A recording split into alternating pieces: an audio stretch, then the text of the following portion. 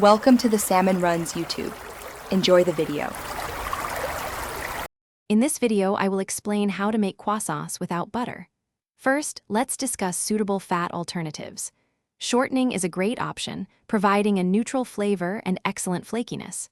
Coconut oil can also work, offering a subtle tropical note and a crisp texture. You'll need about 250 grams of your chosen fat for a standard recipe.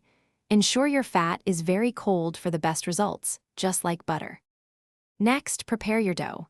Combine about 500 grams of all-purpose flour with 10 grams of active dry yeast, 10 grams of salt, and 300 milliliters of cold water. Knead until smooth, then chill for at least 1 hour. For lamination, roll out your dough and enclose your cold fat.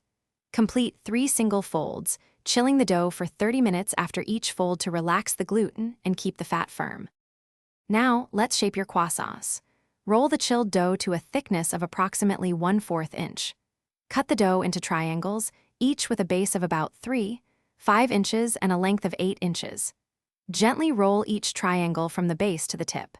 Place them on a baking sheet and proof in a warm, humid spot for 2 to 3 hours, or until they are visibly puffy and jiggly. Finally, it's time to bake. Preheat your oven to 400 degrees Fahrenheit. Brush your proofed croissants with an egg wash for a beautiful golden finish.